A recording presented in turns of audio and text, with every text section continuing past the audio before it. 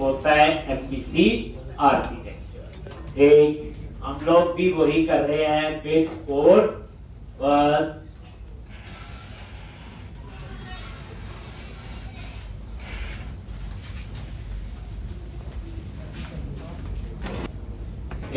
अब यहाँ पे मेरे ख्याल से हमने सारा बना लिया था, डेटाबेस वेयर बन गया था। चेक कर लो सर्वर एक्सप्लोरर में।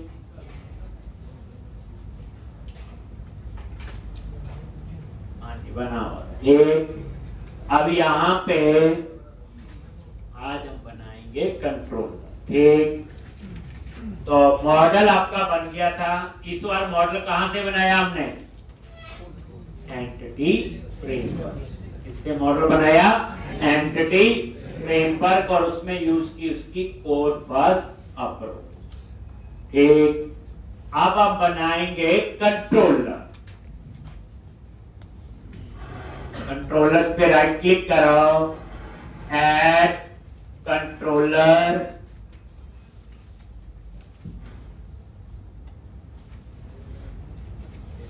MPC 5 controller.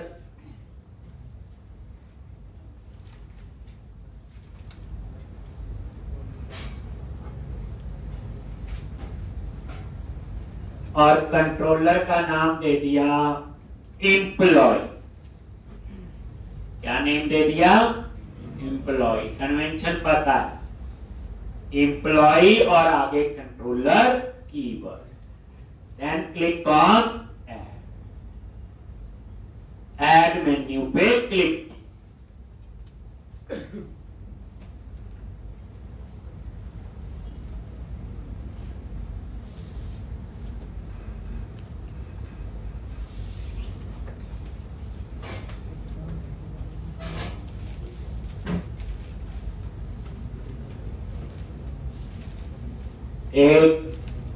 और ये आपका कंट्रोलर बन गया।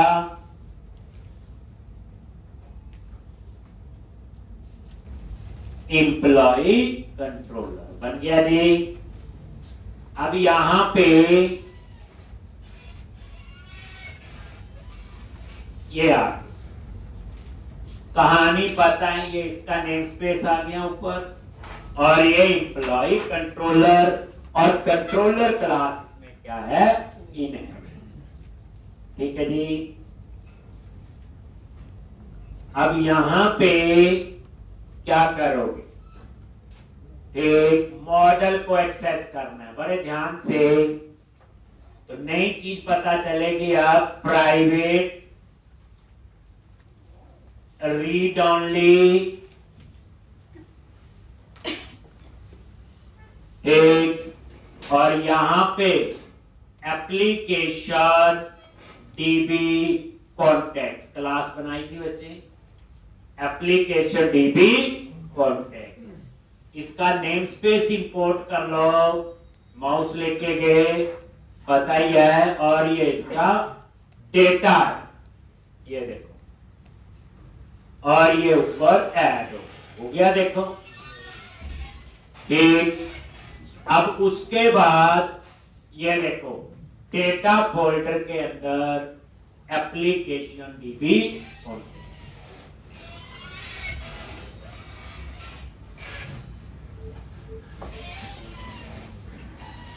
Application dB contact. जो मेन आपको बताई थी क्लास है डेटा मैनेजमेंट। तो ये उस टाइप का एक वेरिएबल ले लिया। ये अब क्वेश्चन नई चीज क्या है? Read only. तो काफी इंटरव्यू में पूछा जाता है कि रीड ओनली और कांस्टेंट में क्या डिफरेंस? रीड ओनली मेंबर और कांस्टेंट में क्या डिफरेंस है? कौन बताए?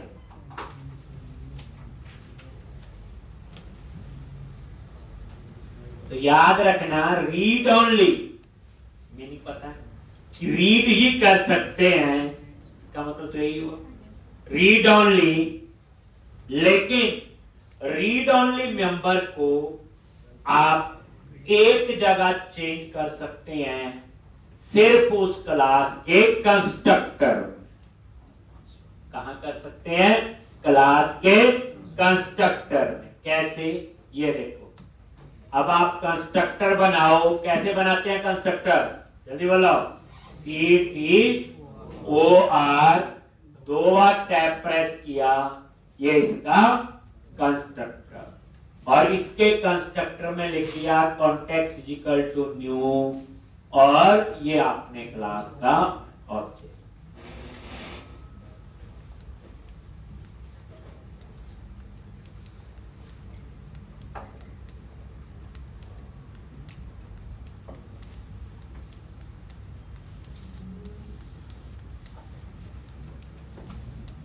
एक तो ये एम्प्लॉय कंट्रोलर,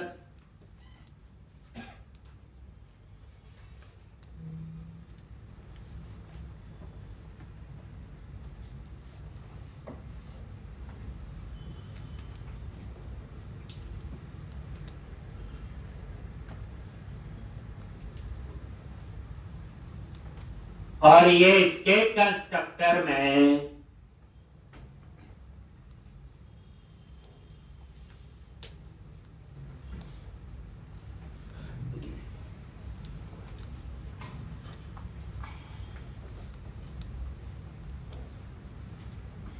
नेक्स्ट क्लास का वेरिएबल ले लिया और इसको इनिशियलाइज कर दिया कहां? तो रीड ओनली मेंबर जो होते हैं रीड ओनली होते हैं, बट इनको एक जगह चेंज कर सकते हैं सिर्फ क्लास के कंस्ट्रक्टर में। लेकिन कांस्टेंट मेंबर जो होते हैं उनको आप कहीं पे भी चेंज नहीं कर सकते। हम बात कर रहे हैं इसमें। ये जो कांस्टेंट मेंबर है इसको आप कहीं पे भी चेंज नहीं कर सकते।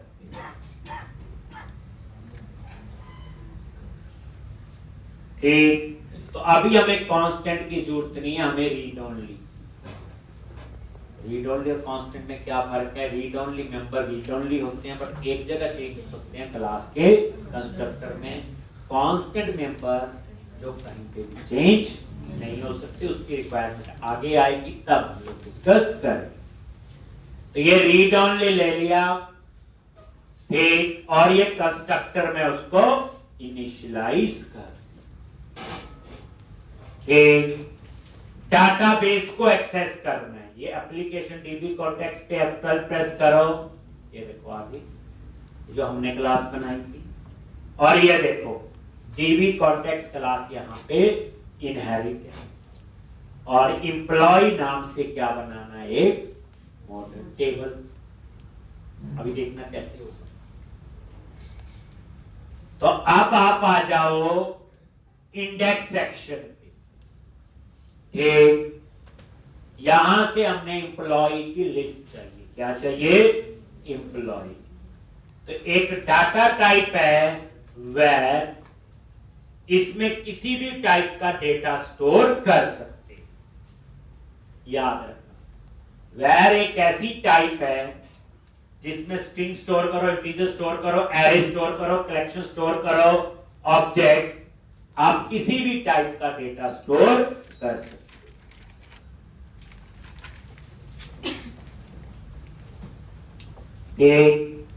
तो वेर एक ऐसी डाटा टाइप है जब ना पता चले तो ये ले लो। एक जैसे मैंने वेरिएबल का नाम दे दिया एम्प्लॉइज लिस्ट,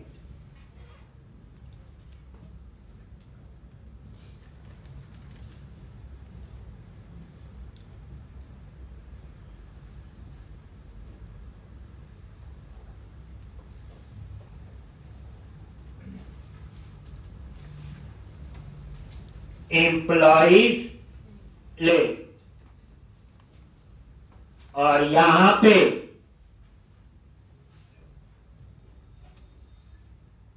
कॉन्टेक्स्ट। तो वेर एक ऐसी टाइप है जिसमें किसी भी टाइप का डेटा स्टोर कर सकते हो। हमें एम्प्लॉइज की लिस्ट चाहिए, इसमें स्ट्रिंग भी आ सकता है, इंटीजर भी आ सकता है, एरे भी, कलेक्शन भी, ऑब्जेक्ट भी। It means you can store any type of information. Context जो ऊपर वेरिएबल लिया, डॉट एम्प्लॉइज, ये जो हमने प्रॉपर्टी बनाई, डॉट टू लिस्ट। अगर हम डाटाबेस की लैंग्वेज में बोले तो select star from table name, ये वो है। टू लिस्ट क्या रिटर्न करेगा? कलेक्शन। किस क्लास की? एम्प्लॉय। देख लो कलेक्शन क्या होता? Array of object. ये बताया और मैं नहीं सारा, ये देखो टू लिस्ट पे गए, लिखा हुआ ना लिस्ट, और आगे एम्प्लॉय, आई इनमरेबल, आगे एम्प्लॉय। तो ये लिस्ट से भी कलेक्शन बनती है आई इनमरेबल से। एक वो मैं आगे बताऊंगा, तो अभी इतना याद रख लो। ये क्या करेगा? एम्प्लॉय टेबल से डाटा उठाएगा और उसका सारा डेटा कहां स्टोर करेगा? Employ list. लेकिन यहाँ सारा काम क्लासेस से हो रहा है, तो एम्प्लॉय लिस्ट क्या बनेगी? एक कलेक्शन। कलेक्शन क्या होती है बच्चे? Array of object. But object किसका है? तो आप बोलोगे जो टू लिस्ट में बताया, लिस्ट मॉडल डॉट एम्प्लॉय, आई इनमरेबल मॉडल डॉट एम्प्लॉय। ठीक, अब इसको कैसे पता चला एम्प्लॉय? क्योंकि ये प्रॉपर्टी किस टाइप की है आपकी? Employ type. कोई ऐसा जादू नहीं होता। अब ये सारी इंफॉर्मेशन व्यू पे डिस्प्ले करनी है, देन यहां पे व्यू को पास कर। जो हमने इससे पहले वाला काम किया था याद करो, क्या किया था?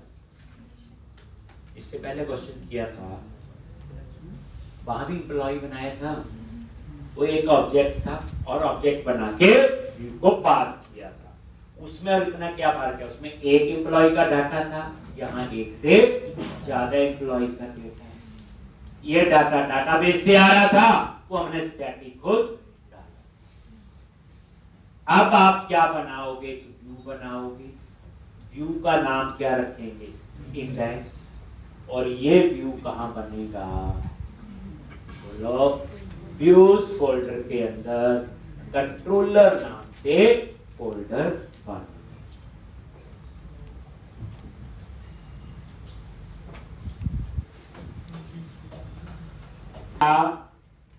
Add view.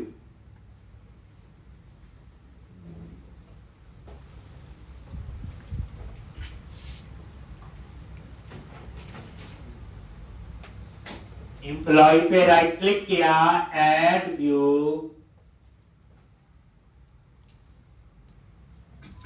एक, और यहां MVC5 व्यू। तो कंट्रोलर का कोड समझाया। अब ऐड व्यू पे गए और व्यू का नाम क्या रखेंगे? जो मेरा एक्शन का नाम है, एक्शन का नाम क्या है? बोलो, इंडेक्स। तो मैंने व्यू का नाम कहानी बोली। टेम्पलेट, इस क्वेश्चन में हम बने हुए टेम्पलेट यूज करेंगे। नेक्स्ट क्वेश्चन में टेम्पलेट खुद बनाए। इसलिए जैसे यहां पे गई, यहां मैं यूज करूंगा लिस्ट। कौन सा टेम्पलेट है? लिस्ट।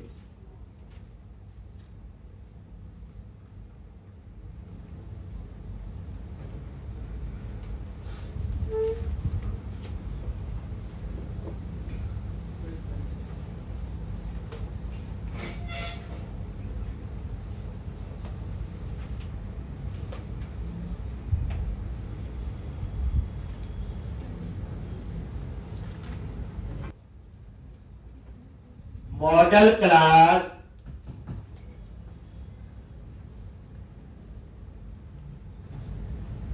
और क्लास कौन सी है? एम्प्लॉय।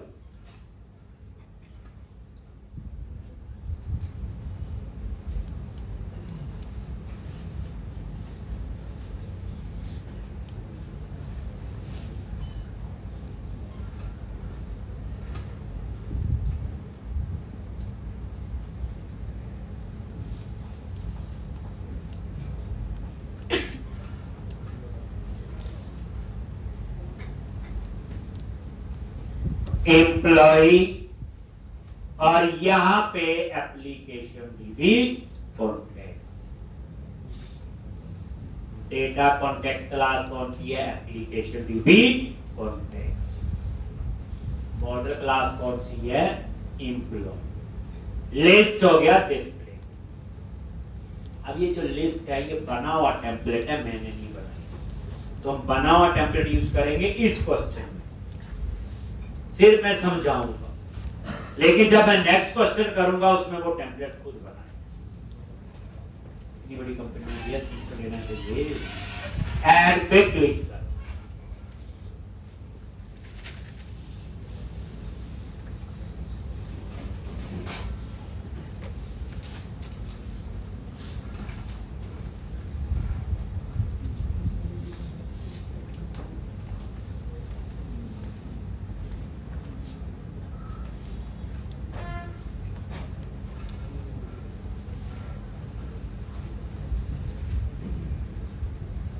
एक तो ये आपका हो गया, ये देखो एम्प्लॉय के अंदर इंडेक्स डॉट एक, और ये आपका व्यू बन गया जी। अब एक बार रन कर लो, फिर हम देखते हैं इसको कैसे, कहां रन किया,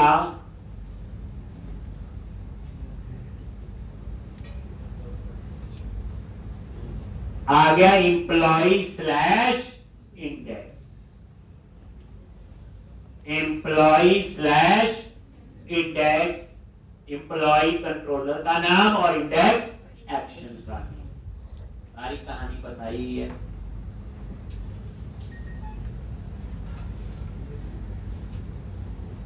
ये लॉजिक।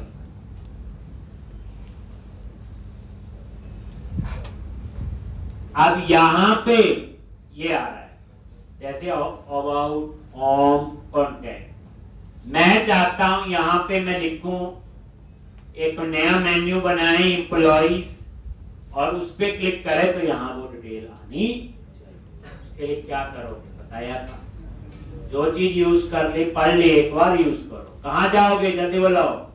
व्यूज के अंदर शेयर्ड, और शेयर के अंदर लेआउट। आगे यहां पे और लेआउट पे जब गए तो ये 3 मेन्यू आपके बने हुए हैं, होम, अबाउट, कॉन्टेक्ट। एक और तो ये क्या है? LI, वही बुलेट्स और नंबरिंग के लिए, और ये क्या है? HTML helper. पूरी टर्म याद रखनी है। ये तो @HTML डॉट करके लिखते हैं, क्या कहते हैं इनको? HTML helper. कल को MVC कोड में पढ़ेंगे, वहां टैग हेल्पर होते हैं। अब यहां पे क्या लिखना है? एम्प्लॉइज या एम्प्लॉय लिस्ट। ये टेक्स्ट है जो स्क्रीन पे नजर आएगा। दूसरा क्या है? एक्शन का नेम, इंडेक्स। तीसरा क्या है? कंट्रोलर का नेम, क्या नेम है? एम्प्लॉय। एक और मेन्यू ऐड हो गया। एक्शन लिंक क्या है? एक टैग हेल्पर। जो चीज प्रीवियस क्वेश्चन में की वो यहां यूज करनी है, यहां यूज करेंगे नेक्स्ट में। ये नहीं सोचना आता रहने दो, प्रैक्टिस नहीं होगी, भूल जाए। अब देखो रन करके बच्चे,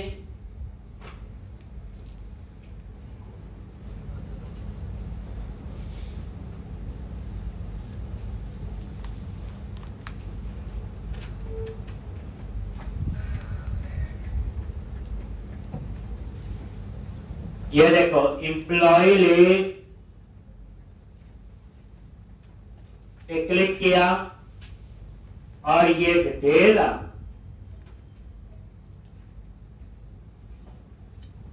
एक एम्प्लॉय लिस्ट।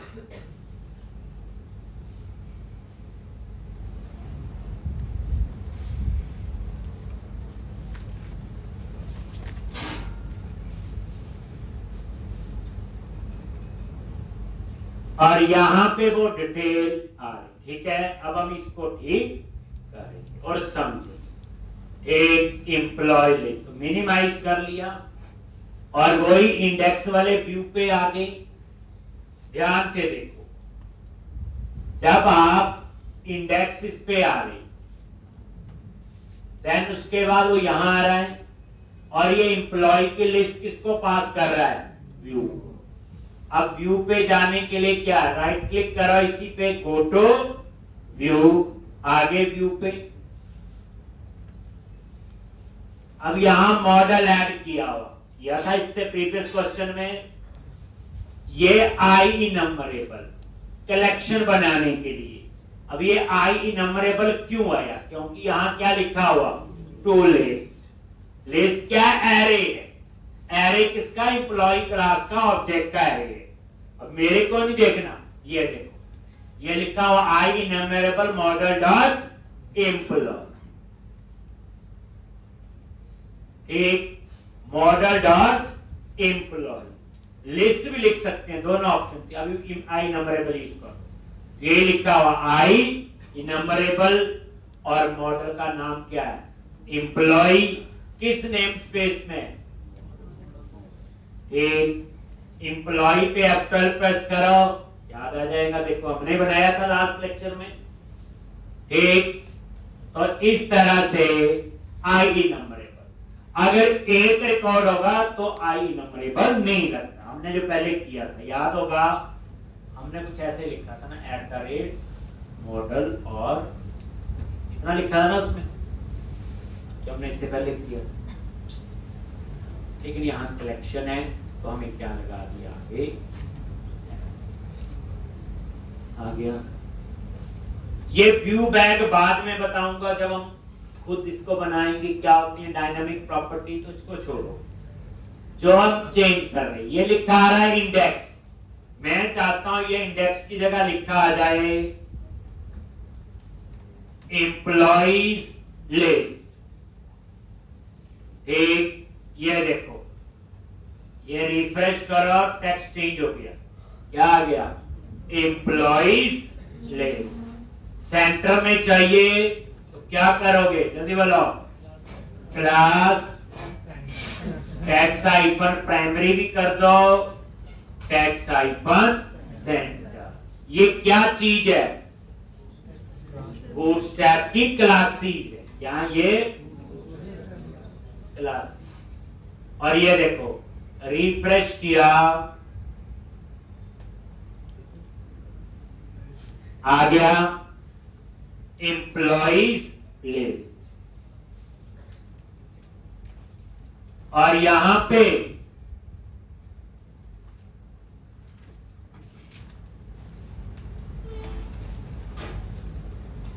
एक एम्प्लॉइज लिस्ट। ठीक है जी।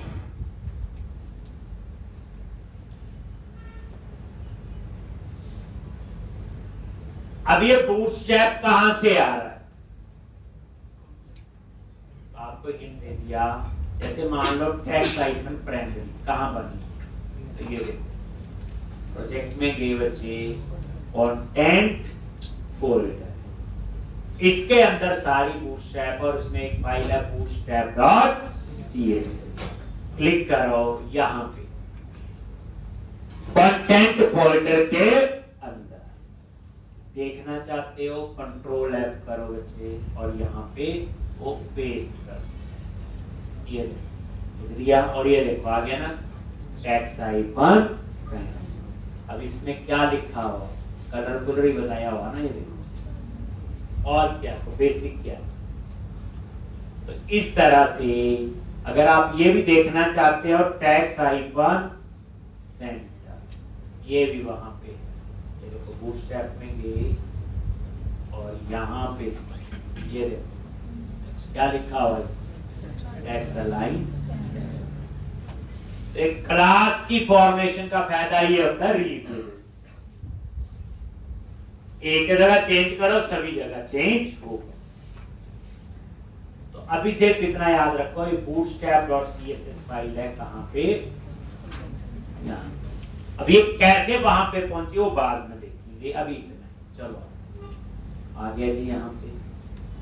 अब मैं चाहता हूं ये जो क्रिएट न्यू लिखा आ रहा है इसको हम एक बटन की तरह चाहते हैं। न्यू एम्प्लॉय क्या कह रहे हो? ये आ गया @HTML action link. Create new की जगह टेक्स्ट चेंज कर दिया मैंने, क्या तो टेक्स्ट यही रहने देते हैं। चलो क्रिएट न्यू, ये आपका क्या है? एक्शन का नेम। ये टेक्स्ट है जो स्क्रीन पे नजर आएगा, ये आपका एक्शन का नेम। फिर कॉमा देके यहां कंट्रोलर का नाम दे दो। ये किस कंट्रोलर में बनाना है, बनाया नहीं है। फिर कॉमा देके हम अप्लाई करेंगे बूटस्ट्रैप। तो अब हम सीखेंगे HTML हेल्पर पे बूटस्ट्रैप कैसे अप्लाई करते हैं। न्यू कर्ली ब्रैकेट @क्लास, ये पूरी लाइन लिख लेंगे बच्चे। और यहां लिखा बटन बनाना है तो btn हाइफन इन, बस। और ये देखोगे एक बार भी आपको क्या बन गया बटन। कि मैंने कुछ नहीं किया, एक बूटस्ट्रैप की क्लास यूज की btn हाइफन इन। नहीं जी, रैंक, तो इसका कलर अलग।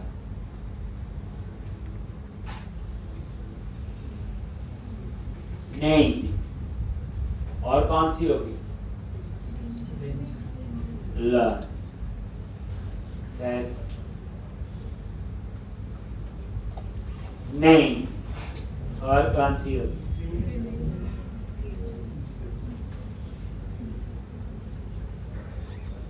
आप बोलोगे हम कैसे याद रखेंगे? रोज यूज करेंगे तो रोज याद रखेंगे, और कोई इसका सोल्यूशन नहीं। ठीक, तो वैसे मुझे सिर्फ क्या चाहिए बताने की कोशिश मैंने ये की बच्चे। अगर लॉजिकली याद रखो, अगर टेक्स्ट चेंज करना है तो text hyphen primary, text hyphen info, text hyphen success, text hyphen. अगर बटन करना है तो btn हाइफन याद रखो। बटन के लिए btn, टेक्स्ट के लिए टेक्स्ट, क्लास तो वही है, बस ये बटन की शेप लेगी, वो बटन की शेप। मतलब इसके लिए कोई स्पेशल पढ़ने की जरूरत नहीं बच्चे, हम रोज ही यूज करते रहेंगे तो ये क्लासेस अपने आप याद हो जाएगी। और इन क्लासेस में क्या करना, फॉर्मेटिंग करना है, कोई मेरा लॉजिक थोड़ी ठीक कर देगी।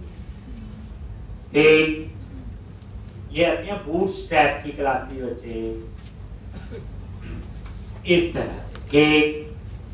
तो हुआ क्या, ये क्या बन गया? एक्शन लिंक एक बटन है। क्रिएट न्यू पे जैसे क्लिक करोगे तो हम एक क्रिएट नाम से क्या बनाएंगे? एक्शन। और ये एक्शन कहां बनेगा? एम्प्लॉय कंट्रोलर में। और यहां पे बूटस्ट्रैप अप्लाई कर दी। कैसी बूटस्ट्रैप बनानी?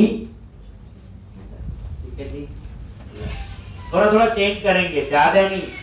याद रखना जो नेक्स्ट क्वेश्चन करना ना, तो मैंने यहाँ कंट्रोल A ली, एक एक चीज हमने खुद लिखनी है नेक्स्ट क्वेश्चन में, बड़ी दूर नहीं है। अभी तो ये बना हुआ टेम्पलेट है, चलो देख लेते हैं। माइक्रोसॉफ्ट ने इतनी बड़ी कंपनी ने बनाया, कुछ ना कुछ तो होगा। अच्छा, यहां तक आ गया। अब ये बनाया हुआ इन्होंने टेबल। तो ये देखो, हमें टेबल की क्लास अच्छी करनी है थोड़ी सी, ये कर ले। लॉजी बताई थी मैंने, क्या टेबल की? बोलो क्लास, जल्दी बोलो। Table hyper border table hyphen type use कर लिया, टेबल हाइफन एक, और क्लासी हेल्प में आ रही, सारी करके देख लो क्या है, डिजाइन ही वर्क होगा और क्या है एक। तो ये आपने एक ना, और ये देखो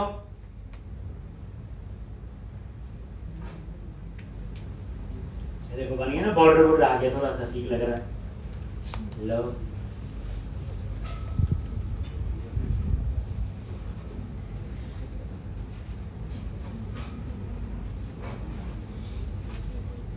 और आपको बताया हुआ, ये देखो टीआर टैग और ये टीआर टैग, ये हेडिंग के लिए। तो मैंने क्या बताया था, गूगल की गाइडलाइन में हमेशा हेडिंग के लिए क्या यूज करोगे, बोलो टीएच, टेबल हेडिंग। और ये हेडिंग वाली रो जो है ये पूरा टीआर टैग है, यही आ रहे, इसको कट किया और इसके अंदर जाकर टेस्ट लॉजिक,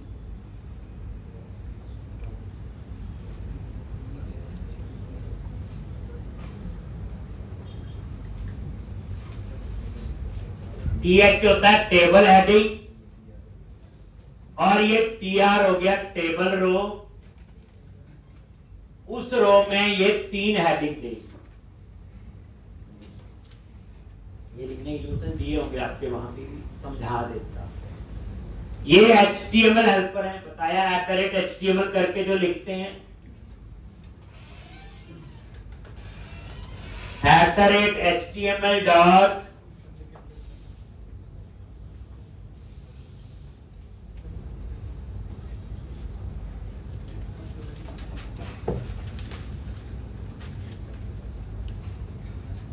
display name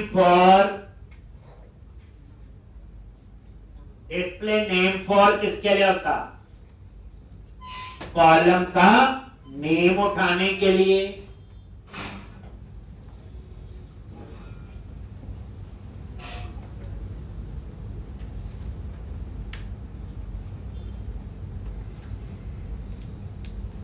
एक डिस्प्ले नेम फॉर ये कॉलम के नेम के, ये HTML हेल्पर है, जैसे एक्शन लिंक का। ये मॉडल जो है ये लैम्डा एक्सप्रेशन है जो मैं अब एक्सप्लेन करूंगा। ये मॉडल कोई कीवर्ड नहीं है, एक वेरिएबल है। और ये किस टाइप का डिक्लेयर हुआ, देखो जैसे इस पे गए ये एम्प्लॉय टाइप का हुआ, इसको कैसे पता चला, डिस्प्ले नेम फॉर में जाओ और यहां लिखा हुआ पूरा name space including model name employ, और ये वही लिखा हुआ आई इनम्बरेबल, सारी कहानी, मतलब ये जो ये मॉडल ऐड है। और आपको बताया था एक ही मॉडल ऐड हो सकता है, एक से ज्यादा मॉडल कभी भी ऐड नहीं हो सकते। तो ये देखो,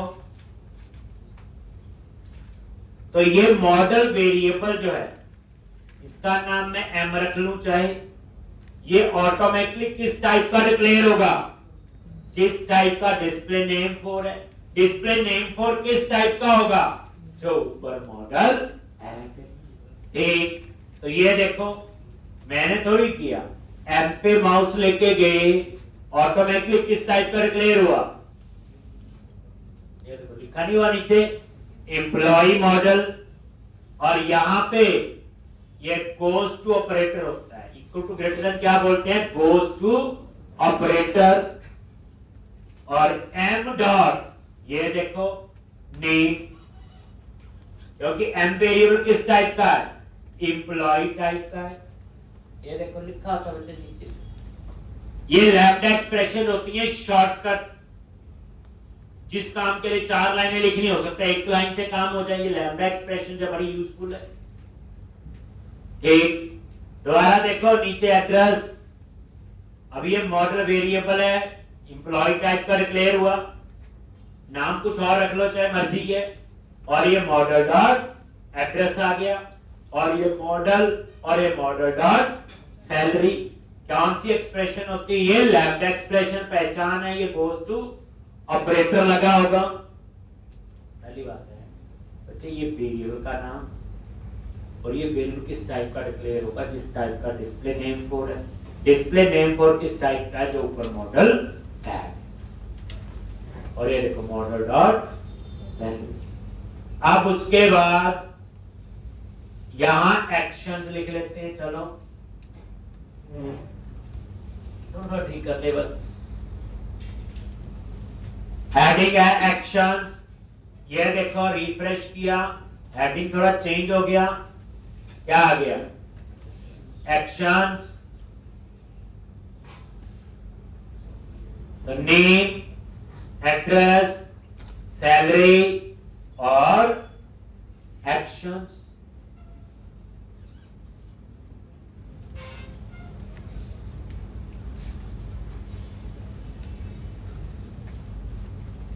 तो ये आपका हेडिंग, एक ही रो आएगी। तो कॉलम का नेम उठाने के लिए क्या होता है बच्चे? Display name for. Display name for क्या होता है? कॉलम का नेम उठाता, डाटा नहीं उठाता। अब उसके बाद आप नीचे आ जाओ, सब लिखा हुआ, थोड़ा थोड़ा जो हमें नॉलेज हम वो करेंगे बस। अब आप यहाँ पे ये लूप लगाए, हमने जो किया था उसमें लूप नहीं लगाया था क्योंकि यहां कलेक्शन, एक एम्प्लॉय थोड़ा है, एक से ज्यादा है। तो पहली बात यहीं पे आ जाओ, इस सारे को हम किस में रखते हैं? बोलो टी बॉडी। टेबल में दो पार्ट है, टी हेड और टी बॉडी। टी बॉडी में डाटा आएगा और यहां पे ये बच्चे पूरा फॉर लूप लगाएंगे। ये पूरा देखो, ये फॉर लूप यहां से कट करके कहां रखना है? टी बॉडी के अंदर। जो पिछले में पढ़ा वो सारा यूज करना है बस। जो हम इसमें पढ़ेंगे हम नेक्स्ट में यूज करेंगे, एक तभी प्रैक्टिस होती। अब ये टी बॉडी में लूप, अब ये समझाते हैं। ये लो जी, @ फॉर ईच, सुनाओ फॉर लूप। फॉर ईच भी सुना हुआ, क्या फर्क होता है दोनों में? फॉर ईच जाने के लिए यूज होता है, मेथड होता है फॉर ईच।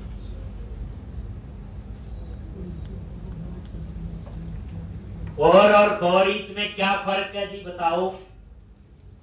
आपने बोला सुना हुआ, ऐसे करने लगा। क्या फर्क है बच्चे दोनों में, फॉर और फॉर ईच में? फॉर को रिवर्स भी कर सकते हैं और फॉरवर्ड डायरेक्शन में भी, फॉर ईच खाली फॉरवर्ड डायरेक्शन में जाएगा। तो जो फॉर ईच लूप है बच्चे, वो सिर्फ एक ही डायरेक्शन में चलता है, फॉरवर्ड ऑनली।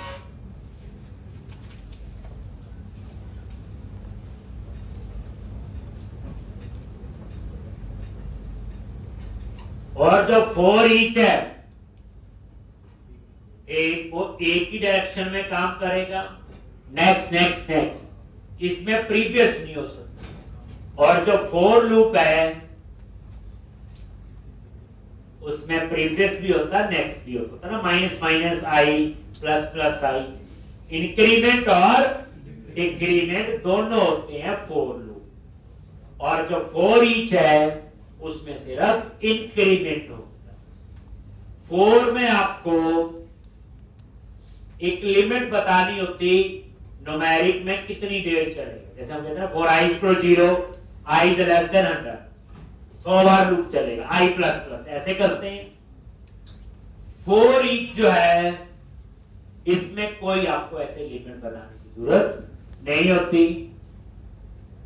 जैसे अगर मैं सिंपल बताऊं, पहले भी बताया होगा कि आपको बोला जाए इस ग्राउंड के 10 चक्कर लगाने,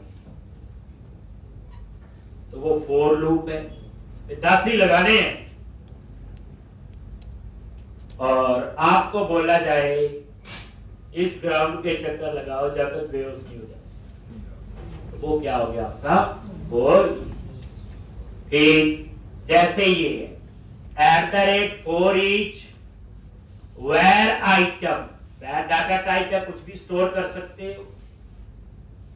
अब ये क्या करेगा, इस आइटम के अंदर एक एक एम्प्लॉय का डेटा आएगा। और ये देखो माउस लेके गए, ये वेरिएबल किस टाइप का हुआ, एम्प्लॉय टाइप का हुआ। ठीक, अब इसको कैसे पता चला वो एम्प्लॉय टाइप का बने, इन और इन के बाद मॉडल। ये मॉडल कीवर्ड है एम कैप्स में बताया था। और ये मॉडल किसको एक्सेस कर रहा है, ये देखो ये लिखा हुआ आई नंबरेबल पूरा। तो ये मॉडल किसको उठाएगा बोलो, जो ये ऊपर मॉडल ऐड हुआ।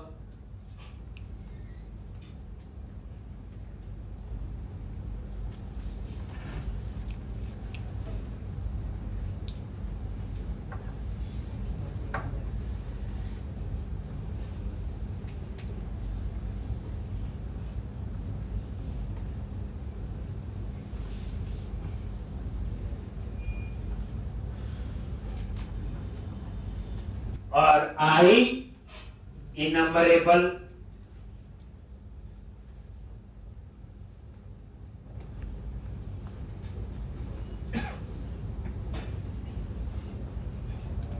और यहां पे ये आपका एम्प्लॉय क्या है, मॉडल है। मान लो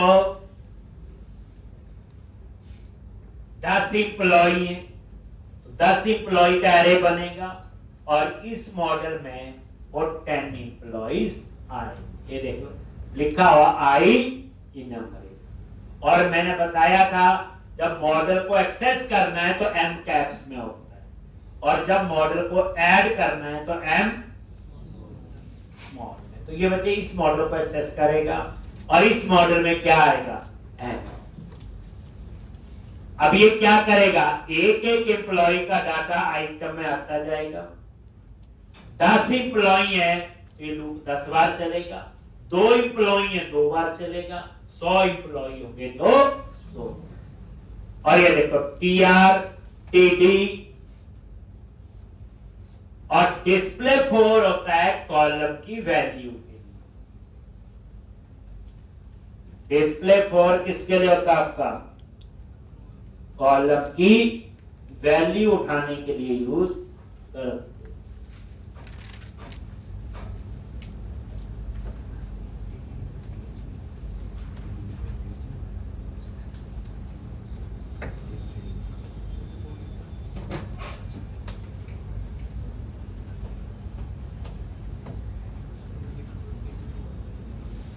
एक किसके लिए होता है, कॉलम की वैल्यू उठाने के लिए यूज करते हैं।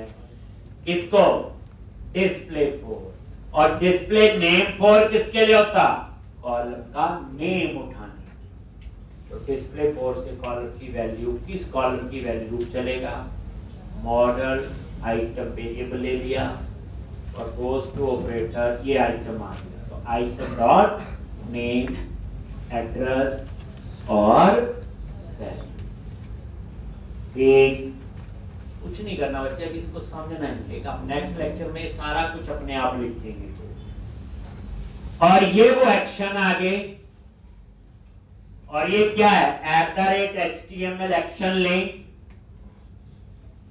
यार डिस्प्ले 4 होता कॉलम की वैल्यू।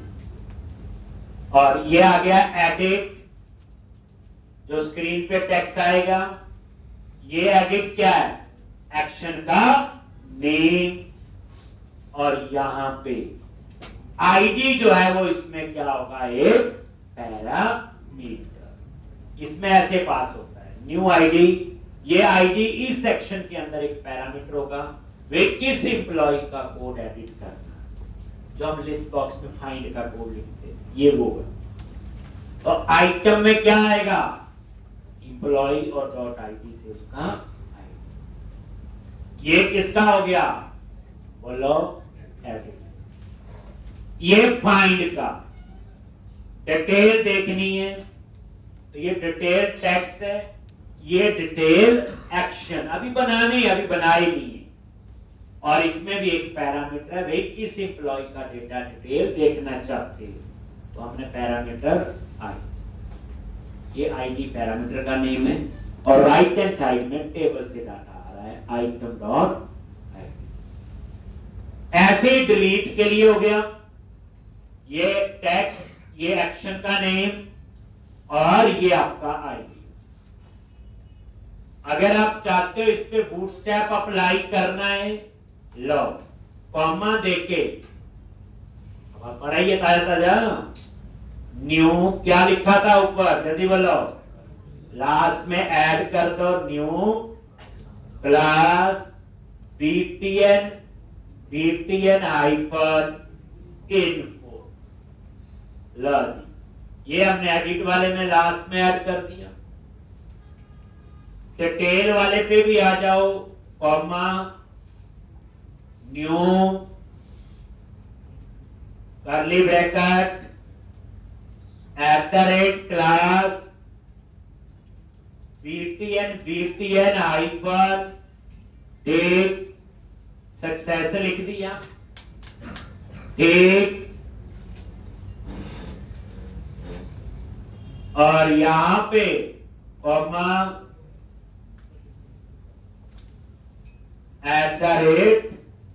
क्लास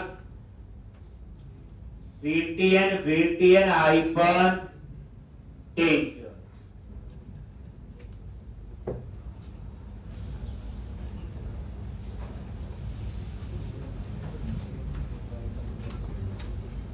एक वही बूटस्ट्रैप अप्लाई कर दी तीनों पे, एक एडिट का बटन है, एक डिटेल का और एक डिलीट का। कैसे काम करेंगे वो बात की बात है, ये हम बनाएंगे, अभी एक्शन बनाए नहीं है बच्चे।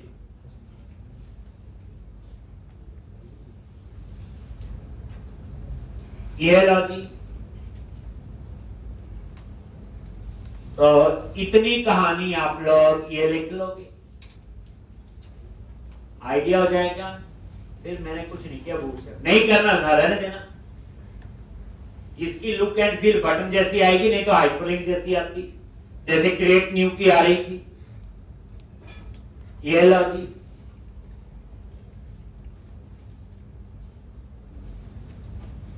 पैरेंथेसिस के बाद में क्या है जो लाइन से पाइप, एक बटन उसके पाइप आएगा। अगर आपको गुस्सा आ गया ये तो ये बच्चे सिर्फ डिजाइन के लिए, और कुछ नहीं। अच्छा लगेगा तो रहने देना, नहीं अच्छा लगेगा तो हटा। एक पाइप पता ना, पाइप ऑपरेटर वो है, एक सिर्फ डिजाइनिंग का, और इसका टेक्निकली कोई यूजेस नहीं। तो इस तरह से ये तो अभी बच्चे ने जो लिखा हुआ था उसी को किया कि आप सोचो अगला क्वेश्चन करना, उसमें सब ये लिखना है। तो कहते हैं ना बड़ी HTML पढ़ी हमने, CSS पढ़ी, जावास्क्रिप्ट पढ़ी, सारे पकड़े जाएंगे कि हम क्या प्रोजेक्ट पे क्या चाहिए होती है और वैसे पढ़ने में क्या हम साथ में पढ़ेंगे और साथ में यूज करेंगे। हो गया जी। तो इस तरह से ये कहानी आ गई, बस बाकी कुछ नहीं चेंज किया। ये टी बॉडी क्लोज हो गया, ये लूप क्लोज हो गया, और ये टेबल, कोई खास चेंज नहीं किया, वैसे ही। लो जी, अब मेरा मन कर रहा है कि टेबल में जब डाटा है ही नहीं तो टेबल नजर ही ना आए, नो डेटा फाउंड आ जाए, क्योंकि अभी टेबल खाली है। लो जी, कर लो ठीक। तो क्या करोगे, जैसे ये बटन बना हुआ ना, ये उसी के नीचे टेबल है बच्चे, ये पूरा टेबल है। तो इसके ऊपर लिख लो @ ये बच्चे रेजर के सिंटैक्स हैं, @ लग के जो होते हैं, @ मॉडल, जो ऊपर मॉडल ऐड है, डॉट एनी जो है ये बूलियन वैल्यू रिटर्न करता है।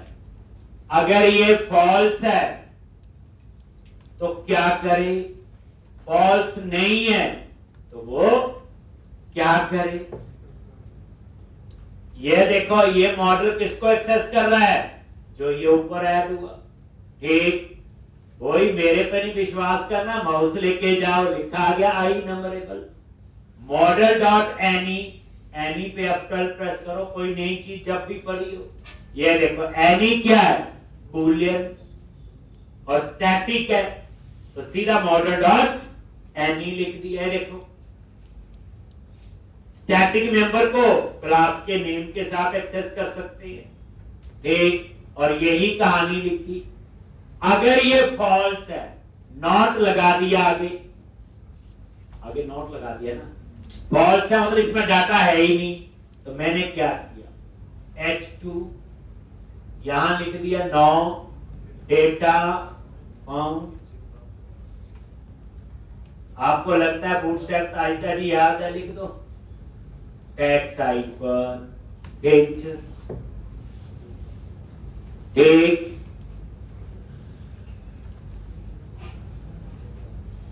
कोड के साथ खेलना है, डरना नहीं, कोड मारता थोड़ी है, एरर ही है कि ज्यादा और क्या हो सकता है। एरर को ठीक करेंगे तो समझेंगे। और ये देखो एक और चीज रोज यूज करेंगे बच्चे, ब्रैकेट आगे होगी कोई पीछे होगी, इस कोड को ना ऑटो फॉर्मेट कर लो, ये भी अच्छा है। जैसा कोड लिखते हैं जिग जाए कभी यहां कभी वहां, ठीक, तो ये फॉर्मेट कर देता। कैसे, सेलेक्ट किया, कंट्रोल प्लस के प्लस डी, कंट्रोल प्लस के प्लस डी, फॉर्मेट के लिए, कोड को फॉर्मेट करना है। 100 लाइनें लिख देते हैं ना, लाइनें तो ठीक होती हैं, तो कोड जो है कोई ब्रैकेट आगे होगी कि पीछे होगी, बस ये कोड के फॉर्मेट को ठीक करता, कोड को नहीं ठीक करता, याद रखना। ये देखो अंडू किया, दोबारा सेलेक्ट किया, वैसे तो हम जल्दी कंट्रोल ए करके सीधा कर देते हैं, ठीक, ये देखो कंट्रोल के प्लस डी। और क्या करो, ये जो है एल्स वाला, इसको ये टेबल को यहां से कट कर दो और इस टेबल को कहां रख दो, एल्स पार्ट में, लॉजिक ये रख दिया आपने, लॉजिक। इस पूरे का लॉजिक का क्या मीनिंग है बोलो, अगर मॉडल में डाटा होगा तो ये टेबल बनेगा, डाटा नहीं होगा तो नो डेटा फाउंड आएगा। जैसे अभी डेटा है ही नहीं, ये देखो रिफ्रेश करो, क्या आ गया, नो डेटा फाउंड। अब हमारा नेक्स्ट कोड होगा पहले क्रिएट का, ठीक, बाकी बाद में, पहले ये देखो,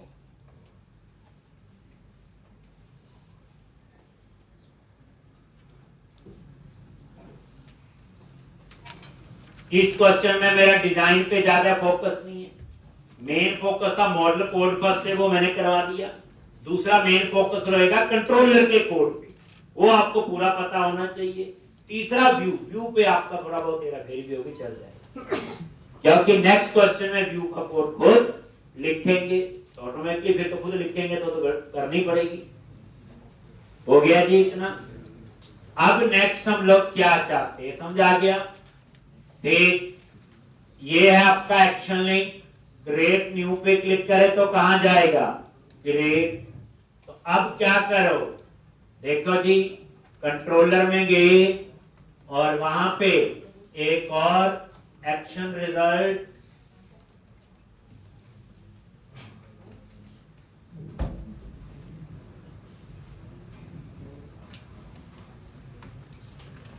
एक्शन रिजल्ट क्रिएट लिख दिया,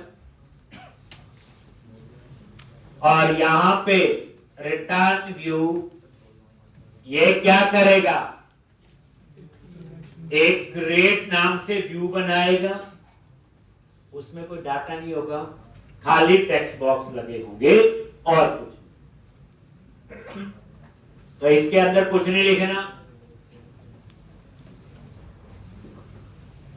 तो ये क्या बना, एक नया एक्शन बनाया और उसका नाम क्रिएट क्यों रखा, ये देखो जब इस पे क्लिक करोगे तो वो यहां पे जाए, अब ये क्रिएट कहां बना होना चाहिए? एम्प्लॉय कंट्रोलर में। तो मैंने एम्प्लॉय कंट्रोलर में बना दिया। अब मैं इसका क्या बनाऊंगा? व्यू बनाऊंगा, और इसमें क्या होंगे? टेक्स्ट बॉक्स लगे होंगे, सेव का बटन होगा। जब डाटा सेव होगा तभी डिस्प्ले होगा। एक तो व्यू कैसे बनाओगे?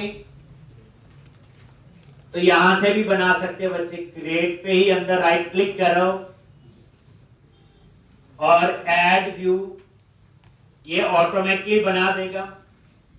अभी पुराना तरीका कर दो बच्चे, आपने पता नहीं क्या बना देना। लो, व्यूज में गए, एम्प्लॉय नाम से फोल्डर बना हुआ कंट्रोलर नेम से, इस पे राइट क्लिक किया, ऐड और व्यू। फिर हम ये व्यू बनाएंगे। तो कल हम लोग बच्चे इसमें आगे करेंगे। इंपॉर्टेंट कंसेप्ट है ये, इतना करवाया इसकी प्रैक्टिस। बच्चे जिसकी एमबीसी में मास्टरी है, 90% काम आज की डेट में जितने भी प्रोजेक्ट पढ़ रहे हैं वो एमबीसी को ही फॉलो कर रहे हैं। ये एमबीसी की तो अभी बेसिक चीजें हैं जो हम लोग, तभी मैंने बोला एमबीसी को पूरा 1 महीना लगाना है। तो इसके पीछे रीजन, और इसमें सिर्फ एमबीसी नहीं है, इसमें बूटस्ट्रैप भी होगा, एचटीएमएल भी होगी, जावा थोड़ा थोड़ा पता लगना शुरू हो गया क्या क्या होगा, पर इसमें साथ साथ प्रैक्टिस आपको चाहिए।